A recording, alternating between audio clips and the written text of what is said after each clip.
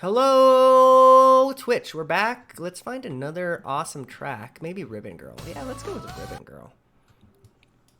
And then let's go with not Steve because Lucas yelled at me. The sassy bitch. And let's go with fucking Lucas because he wants to hear himself talk. Actually, I don't want to hear myself talk. So if it's, I know you don't. If it's going to be anybody else, it's definitely going to be you. That's the danger zone we're in right now. You don't want to hear yourself talk, and you're like obsessed with playing Steve because he's not here. So all we're getting is Steve all the time. Okay, fine. I guess I get your point. I get your point. All right, we're going back. Here comes Lucas. Oh wait, that's too quiet, I think. Here I come. That also sounds very familiar, like we just heard it. How does... Oh, that's too loud, huh? How are we? Better? Sounds good to me. Okay, let's see how that sounds with Lucas. Can't get enough of Infendo Radio? Head to infendo.com and see everything else you're up. I think it needs to go down a little bit. Yeah. Phenomena. Okay, that should do it. Can't get enough of Infendo. Perfect. All right, let's do it, gentlemen. And lady. Can't get enough of Infendo Radio? Head to infendo.com and see everything else we're up to. Well, we're back, and it's time to change the system. Before we do, though, I want to talk about news, because there are some news items at hand.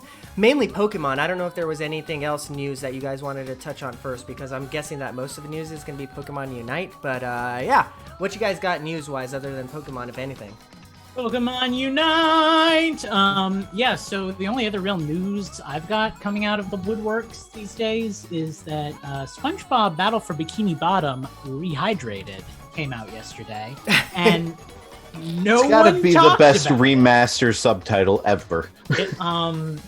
This is a game that I very much enjoyed my short time with as a child. I remember it being like playing a SpongeBob cartoon. Like all the voice actors are there and everything. It's just quality game. So I'm very much looking forward to kind of diving back in, no pun intended, to that experience. But I have yet to pick it up. I actually have a different old remastered game that I am about to start playing, but I also haven't started playing that. So we'll save that for next week, I suppose. You know, I've never played any of the SpongeBob games, and I've heard that Battle for Bikini Bottom is a really good one, and that I'm very curious. I might wait for it to go on sale and pick it up, because that was really kind of the golden age of licensed games. That was when they weren't complete crap. There were still very few gems, but they were doing a decent job of making licensed games then. I would highly recommend it. It is a very GameCube era 3D platformer. So that very makes much work. I when you say that, I know what that means. You know, yeah, right. It's like with collectathon elements too, kind of an open world in different levels kind of thing. Worth the price of admission. So definitely on my list of games to play, just not at the top. Sure. I guess the only other bit of news. So, sorry. I was gonna say the only other bit of news that I mean, obviously, is the Min reveal. I don't know if we talked about that, because I think that was Monday, right? So we couldn't. Yeah, that was since our last episode. So yeah, so that Min's coming to Smash. That's kind of cool. Solid choice. I'm a little disappointed that I really thought it was going to be Springman and Ribbon Girl and Min and Ninjago, Lego Ninjago. But I figured they were going to do like 2 skins each kind of thing for that. They didn't, but that's fine. Min's a solid choice. I think she's really popular, and she's one of the original, like the OG 4 characters or so that were in the game. Did anybody watch the reveal about like how she's gonna play or anything like that? It was very. I tried. It was very cinematic. They did show her fighting in game, but it was very edited camera angles and punching and kicking to the beat and stuff. So probably going to be a little bit before we really get a taste of how she actually, Well, performed. he was kind of showing how it worked. Yeah, Sakurai did a whole. I can't believe how he plays with how he two- fights himself. Oh my Yeah. God. See, I didn't see that. I just saw the reveal trailer. So Yeah, so he was basically showing how she's gonna work, and it's gonna be freaking awesome, I think, actually.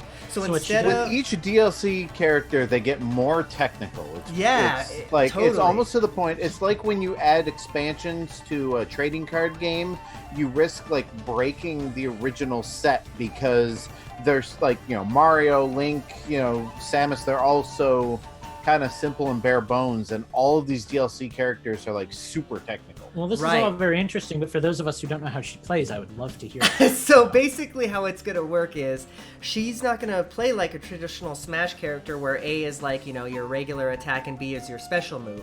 How it's going to work is A is going to be left punch and B is going to be right punch, or like kind of, vice very versa type of cool. thing. And then what you can do with your down B is you can switch your arm to a different, configuration type of thing. Yeah, so I'm excited. And Does she? and there's also a difference between whether you tap the button or hold Correct. the button. So if you does tap, she?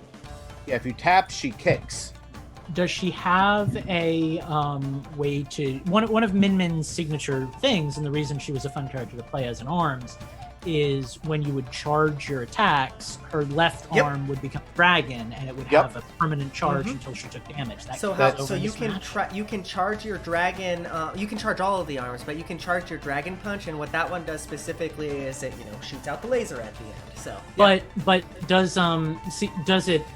does her left arm get like a permanent boost until she takes damage, kind of thing? Because that would be a really Oh cool. no, I don't think that is a thing. Maybe I didn't watch the whole thing because he was getting really technical into it. Yeah. So I'll have to, And- I'll have to and check it's it so out and hard- find out. I'm sorry, I'm one of those Subtitles. dub over sub people who, if there is something that I actually want to be looking at on the screen, I hate having to read subtitles, and I wish that there had been a dubbed version so I could hear what he was describing as he was doing it, instead of reading really quickly and then trying to look up. yeah, so I am over the moon excited for this one. It looks like there's going to be a update to Smash Brothers next week to version 8.0. So I hope that comes with Min Min right away to go. So yeah, I couldn't be happier. What I'm hoping for is that, because they announced there were going to be 6 characters in this one, right? I'm Yes. hoping that Min Min wasn't a late addition and that they decided to add her in because, I don't know, maybe they're working on ARMS 2 or something and they want to get some of that ARMS love in there. I'm hoping that Min Min has been planned since the beginning, and round 2 of the DLC is going to focus on characters or series that are already in Smash that maybe need more representation, as sure. opposed to like third-party series like Castlevania or So I mean, I there say, is the say same that, way. but I say that, but I still want a new Sonic character. I just don't want. I just don't want like Raiden or The Witcher or Dragonborn. Like I want to add to the games that are already represented. I'd like characters from. That makes Series sense. So, already. like, from what I understand, and there's just like deep opacity in how Project Sora does their thing. So this is pretty much all like speculation. But my understanding is that Byleth and Min Min were planned from like the original release of the game, but they weren't ready yet, so they became DLC characters. And also there's probably some sort of the third party companies getting represented wanted their characters out at a certain time, so Sure. Nintendo probably had to cave to that. But I am happy to see this guy. I have never played ARMS. I have absolutely no familiarity with the character or the gameplay, but this character has me excited because Yeah. she is something completely different, and it's making me kind of want to get ARMS. I think next time it goes on sale, I'll dive Get into it, man. It's a good game, and you have a group of 2 people who would love to play some party matches with you. It's more fun A with huge group of 2. Hey, but it's it's better than none, I guess. Right. And ARMS is a party game. It is not totally. it is not a competitive fighter. There are competitive aspects to it, and you can play it like a competitive fighter. But ARMS is as much of a party game as Smash is a competitive game. If that makes I sense. would argue Smash is a party game as much as it's a competitive fighting I would argue. game. But I would argue that Smash was built to be competitive with party aspects to appeal to a wider audience. ARMS, I feel, was built to be a party game with competitive aspects to appeal to that competitive fighting base that didn't really latch on. And I would argue that Sakurai has it's openly time disagreed to move with on that. to the next topic because we're running long on this one, and we're going to talk about Pokemon Unite because, man, that's the big news of the day. I was not expecting this at all.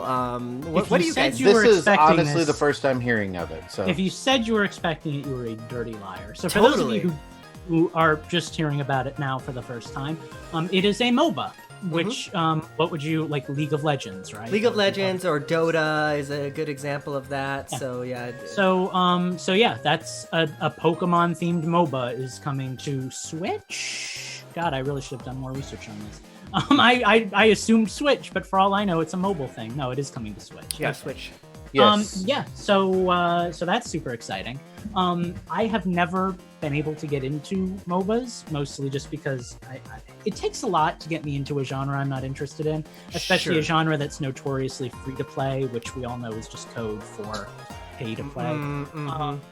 So yeah, like I've never been able to dive into the League of Legends stuff or anything. I'm kind of like how Minecraft Dungeons has me wanting to play. What's the name of that game? The Diablo. Diablo 3. Yeah. So yeah, like it takes kind of a recognizable IP to kind of get me into that genre. Maybe this will do the trick. Maybe I'll like this so much I dive into other games like this. I think the coolest part about this is that a MOBA is designed to like have like hundreds and hundreds of heroes or whatever, right? And we've already got like 870 playable. Yeah, exactly. So like how they can play it, and I'm sure they've already got their timetable or whatever of release for post-launch. But like how they could play it is like, on month 2, month 1, month 3, whatever, they're releasing another smattering of new Pokemon to kind of keep the meta fresh, No, I think could be a really cool game. Yeah, it's going to be a good time for sure. I mean, so I haven't watched the trailer on this, but from the sound of it, you play as the Pokemon themselves. Yes. Not quite what I was expecting or hoping for, but interesting nonetheless. So it should probably be said that there is already a slew of controversy around this title. Controversy regarding a Pokemon game? I mean, I could say contravesty if you prefer, but yeah, people feel like a lot of people, not everyone obviously, but a lot of people feel like this is a foray into cash grabbing. I would argue that the Pokemon Company has been diving into the cash grabbing bin for quite some time now, with titles like Pokemon freaking Shuffle, boxy Pokemon run around and I would argue. Oh yeah, there's that one. I would argue they did that with Sun and Moon too. Yeah, well, with the DLC. Oh well, hold your horses on that because I'm going to be talking about the DLC ad nauseum. Well worth it, but. All of those did I say Sun and Moon? No. I'm sorry. I meant the other Pokemon, the previous Pokemon game. What was the last? I was thinking Sword and Shield. You meant Sun and Moon. Yeah. With Ultra Sun and Ultra Moon. Very cash grabby. Yes. No. This is nothing unusual from my perspective. I mean, Pokemon. Let's be real. It is one of my favorite series of all time. So much so that I have another podcast on it that you all should totally listen to called Hyper Voice. But it has been a cash grab since day one, right? I mean, South Park made fun of it like 20 years ago, right? The whole premise of it is get kids hooked on these creatures and have them buy all the toys and the cards and the movies and the music. And it worked. An entire generation grew up worshiping Pokemon like a religion. So much so that Pokemon pretty much became a marketing scheme going forward. Like it was a type of thing that may have existed in Japan, but certainly wasn't a worldwide thing until Pokemon. People love Pokemon. So yeah, no, it falls in line with it for me. I mean, let's wait and hear how much everything costs, right? Before we start diving into this. If it's absurd, if it's like Crash Team Racing level absurd, then yeah, we can be a little outraged, right? But at the end of the day, if you're not the type of person who's susceptible to buying every single thing in sight, hopefully you'll play it and enjoy it and it'll be a good time. But I'm tentatively relatively excited about this. Could be kind of fun to square off with Steve in a war, you know? Sure. I mean, I'm one of those people who plays these. I'm assuming it's a free to start from the sound of things. All right, so yeah, and I'm one of those people who plays these free to start games and almost never invests any additional money into them. Like I've probably put maybe like $20 into Pokemon Go. I know I've bought a few cars, and well, Rocket League wasn't free in any sense of the word, but you know what I mean. But like this is the type of thing that, as long as the business model isn't Mario Kart Tour level of ridiculous, I could probably play this and get my fun out of it and never feel the need to spend money on it. There was a cell phone game, actually, that was out a few years ago that I used to play with Mike McSurdy a lot, Pokemon Duel, that I loved, and this is kind of bringing back some memories of that. Pokemon Duel was a little bit more, it was like figurines that you would move around on a battlefield, and they would square off, and there would be a roulette that would spin, and it would determine your actions. A little bit less, I guess, RPG-ish than this, but very similar vibes, and I loved Pokemon Duel. So much so that I actually made it to the highest rank in online, which is rare for me because online gaming generally freaks me out to the point where like I get too stressed to play, but I really like that. So I'm optimistic, but we'll see what happens. Yeah, I'm cautiously optimistic as well because I've seen what things like League of Legends and Dota can do to people, and I hope that doesn't turn into me. No, but for real though, like this could be not only a really fun game, it could turn into something like an esport, right? Because like people go to like the international for Dota and like watch people play Dota, you know, like this could turn into a thing if Nintendo helps it along to be that, but we'll see. Anyways, I think it's time to transition into some of the games that we've been playing this last week. So I'm going to toss it to Justin first. I know he's actually been tinkering in a bit, so I'm interested to hear what he's got for us. I had my hand raised, sir. Go ahead, Justin. Well, I'm mostly like, as far as games are concerned, I only have one new thing to talk about. Oh, how interesting! And I only played it for about 5 minutes, but I did download Star Wars Episode 1 Racer the moment I found out it existed.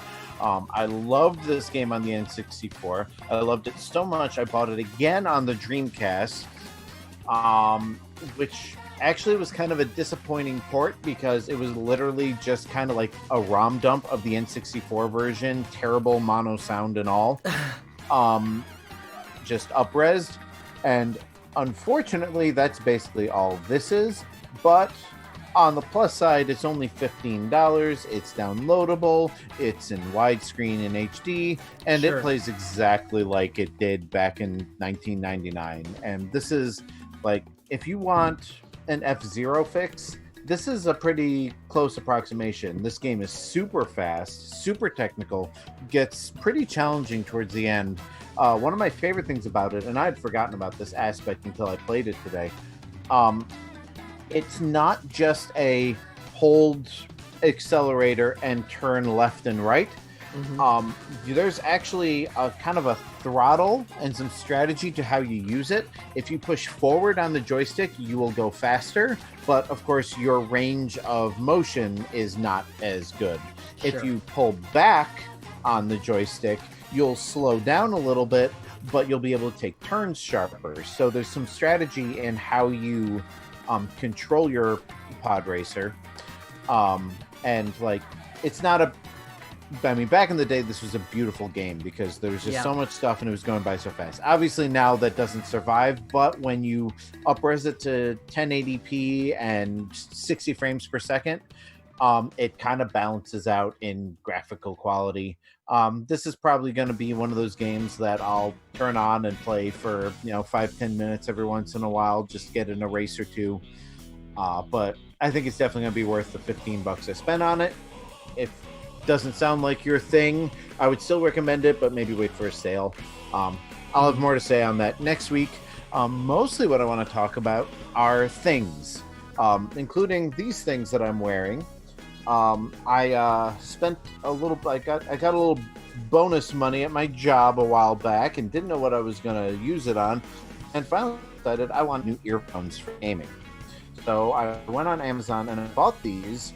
I've been using them for a few weeks. They are the Razer Kraken Tournament Edition THX earphones. They were about $80. I bought them because what I really wanted was a pair of headphones with surround sound. Because playing with headphones, you miss a lot of that spatial sound that you get with I've got a 5.1 surround sound. It's actually a 7.1 when I have the other speakers out.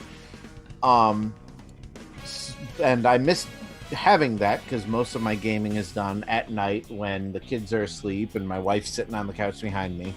So I got these. As far as sound quality, like sound fidelity, they are excellent.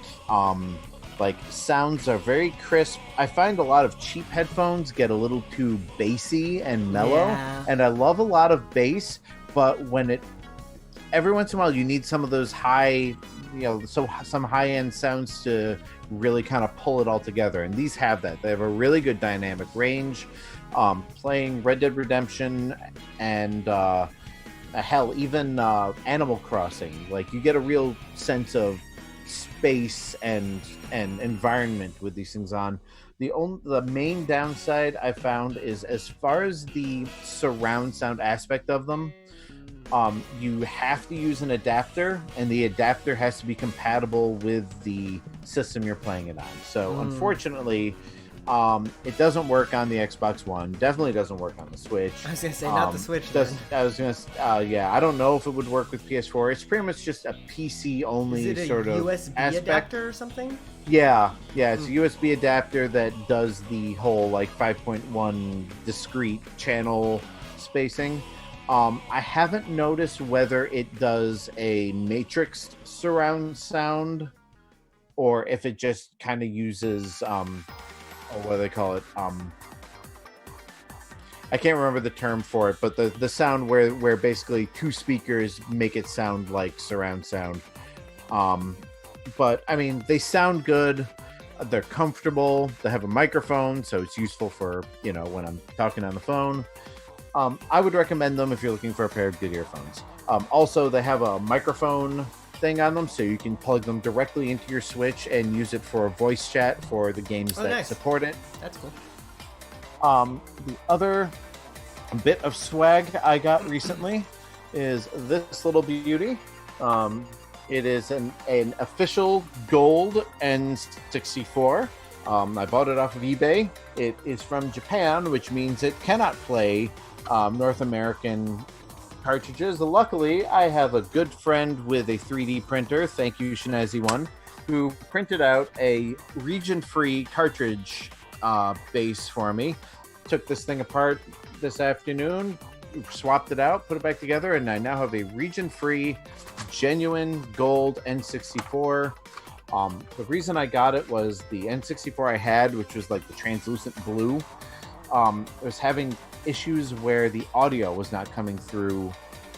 It would come through like only the left speaker, and I'd have to wiggle the adapter, and it got progressively worse until it never came in stereo. So I'm like, I figure if I'm gonna have to pay to repair or replace this thing anyway, I may as well get something extra special. So is the AV on the back of the Nintendo 64? It's that funky adapter. Yeah, I couldn't remember. They use for the I have an HDMI adapter from Hyperkin that works with this Super Nintendo and GameCube. Nice. So I can run it through my TV. It looks, I mean, it's not like the Ultra HDMI, those fancy like $150, $300 devices they sell. It's not as good as all that. It was like a $30, $40 cord, but it gets the job done. It has an aspect ratio switch. So, if I'm playing something like GoldenEye or Perfect Dark or Donkey Kong 64, I can expand it to widescreen or keep it pillar box for games that don't play in widescreen. That's pretty much. I also got a new controller. I got nothing to say about it because it shipped with a dead battery. So nice. It was a 20th anniversary PlayStation 4 controller. But I gotta get with the seller and get a battery for it. So, fair enough.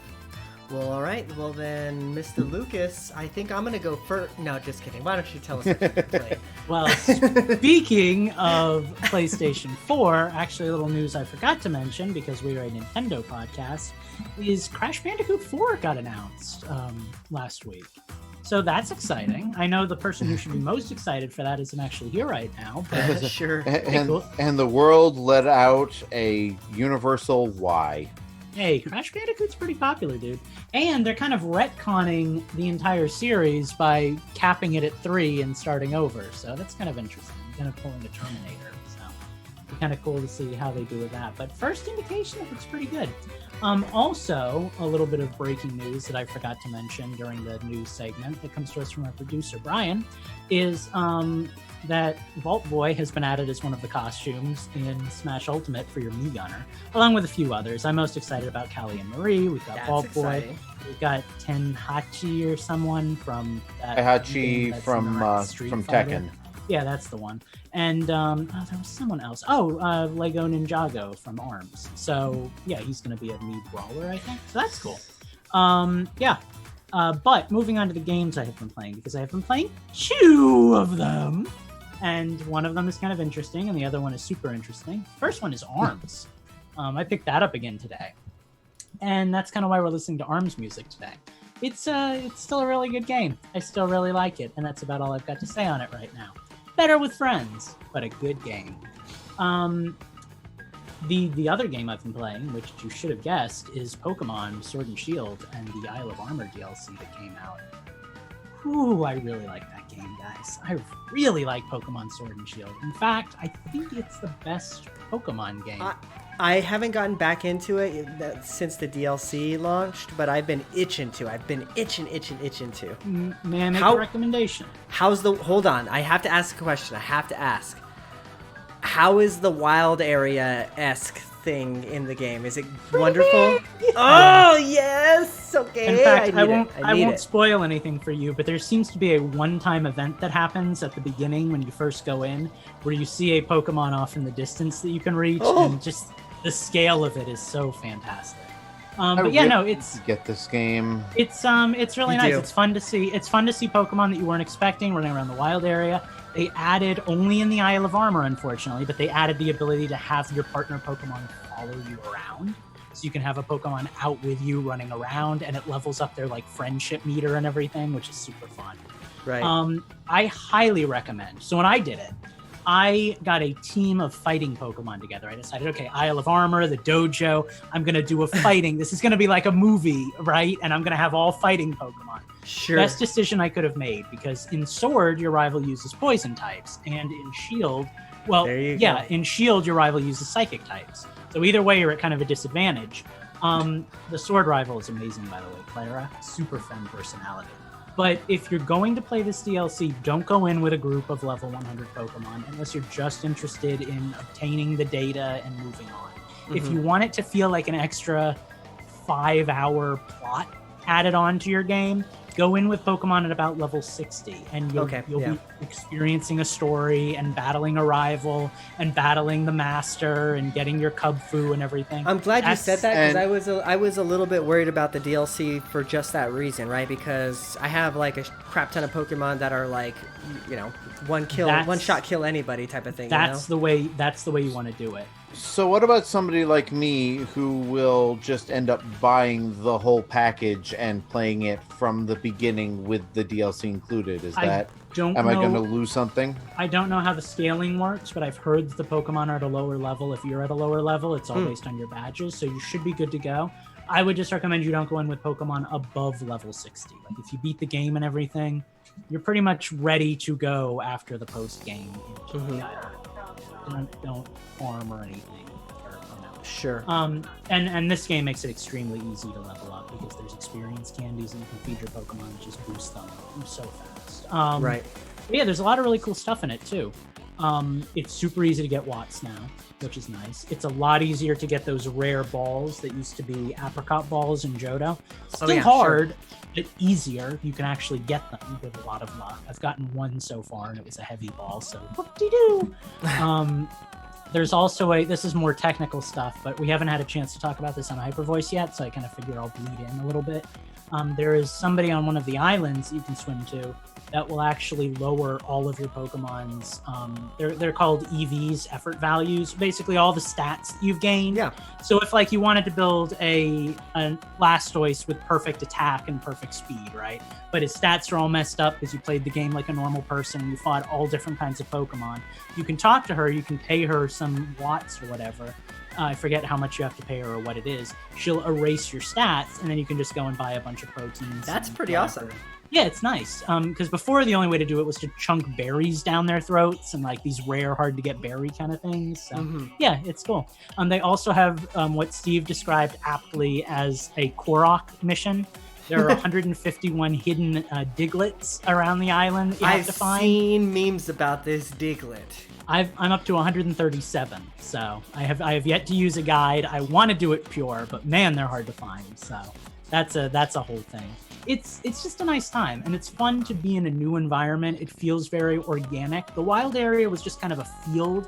This is like a beach and a cave and a forest and a desert.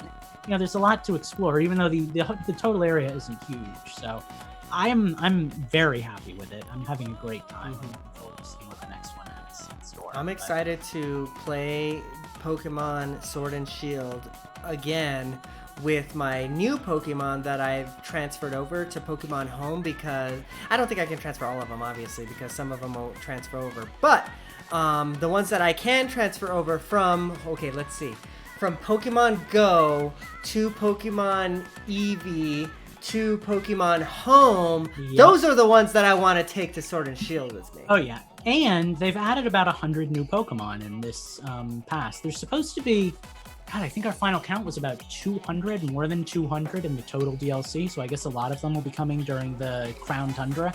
But sure. Yeah, the Isle of Armor Pokedex has 200 Pokemon in it, I think. Maybe a little more, maybe a little less, but it's right around 200.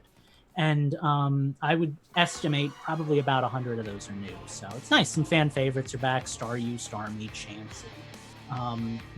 Just a lot of Pokemon. So yeah, it's a very good time. I definitely recommend it. I'm very much looking forward to this being the game that finally beats Breath of the Wild in terms of total playtime on my system. Oh, wow. It is already my most played game on my profile, but I played Breath of the Wild for like 40 hours on my Japanese account. So when I sort by time, Breath of the Wild still shows up at the first one. I'm looking forward to Pokemon finally dethrowing it. So this will definitely do it. If not this DLC pack, by the time the Crown Tundra comes out. I can't believe that it still blows my mind that there's 2 DLC packs for Pokemon, because I remember not like a year or 2 years ago when Ultra Sun, Ultra Moon came out, we were talking about how pissed we were that it wasn't just like a DLC or whatever, So that's good on it, man. That's the nice thing, right? You're paying $30 for the DLC pack. Normally you would have paid $60 and you would have had to play through the entire game again. They would have added Clara as like an occasionally occurring NPC in the main story, and then you would have gone to the Isle of Armor and the Crown.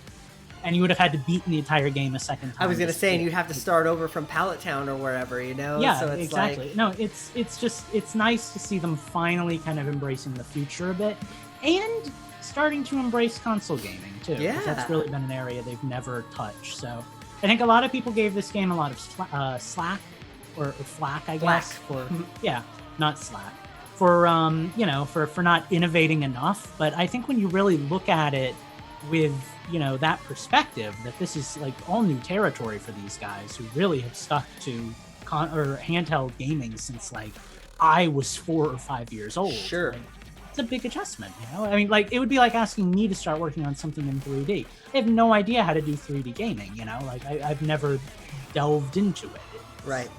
Yeah, it's a whole nother field. So I'm very happy with this game. I can't wait to see what the next one's like, Yeah, no doubt. After they've had a whole console generation to get their feet wet type of thing.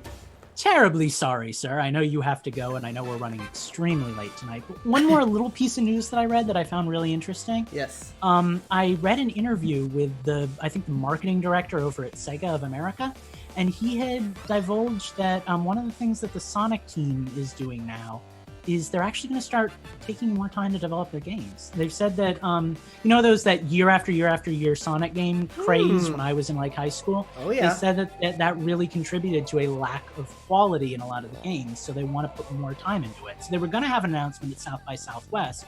That got delayed. It's now been delayed again, and they're kind of saying that the reason for that is that they're going to, you know, put more time into their stuff. So as a, you know, lifelong Sonic fanboy, I'm happy to hear that, because I would love to play a really high quality Sonic game in a couple of years on my Switch.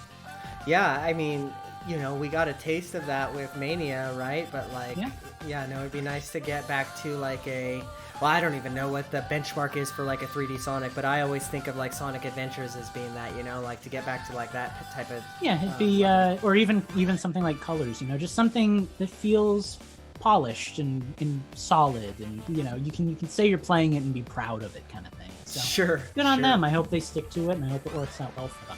But I've eaten up more than enough time. Please, Eugene, take us out of this segment.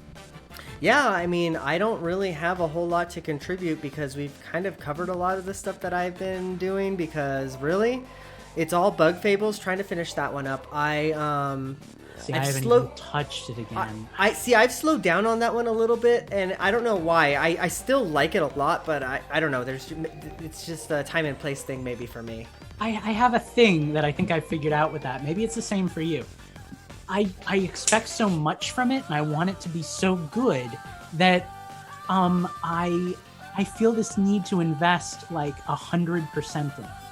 Yeah. And 99% of the time when I'm playing games, I'm not playing them to be there to have an experience. I'm just playing a game to play a game. To play right? the game, right? And I think I expect so much. I expect so much of this game that I really want it to be good. I want to enjoy every minute of it. And I guess I need to really sit down and give myself some time to play a game to play The problem with Bug Fables, and I don't know that it could ever get out of its way, right? It's always going to be in the shadow of Paper Mario. So I'm always going to compare everything that it does to Paper Mario, unfortunately. So yeah, you're right. I think that maybe that has something to do with it. But yeah, no, Bug Fables is still good.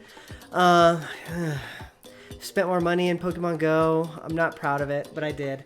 There was a community day and I didn't have any incubators, so I went and bought a box that had a bunch of incubators. So yeah, the Pokemon Go is still a thing, still kind of taking over my life. They've now started to do like events that are happening like every other day type of thing. So like Spotlight Hour, there's like a new Pokemon that is available more often for an hour. So like yesterday it was Clefairy, and I tried my hardest to catch a shiny Clefairy because they just released it and I didn't, and I was so sad. But if Jigglypuff ever comes up and you get 2 of them, I used to have a shiny Jigglypuff back in Gen 2 that I wasn't able to bring all the way over. I would love to get a Jigglypuff back. So yeah, and we'll talk, because so this is what I've done in Pokemon Go. I've ran out of spaces to collect regular Pokemon anymore, so basically my entire Pokebox is filled with like special event Pokemon or shiny Pokemon. So like, yeah, I have a problem.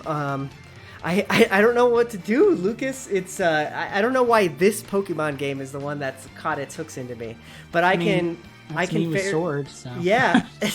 I could honestly say that I spent more money on Pokemon Go probably than any other game that I can ever think of. You know, I've got to have spent close to $200 on this stupid game. God, if we ever end up living next to each other, like close to each other, we're playing Pokemon Go together. If the servers are still up. Yeah, right. Finally get together. When they release the 1000th Pokemon finally into Pokemon Go. But no, yeah, I mean, what else is there to say more about Pokemon Go, right? Like, it's still a thing. People are still giving them money. Niantic, just stop being such greedy bastards. That $7.99 event still got me salty, so don't do something like that again. But that's it. That's all I've been playing. I think we're going to take a little break here. We'll be back on the other side with a quick mini game, and we'll answer your questions from the question block.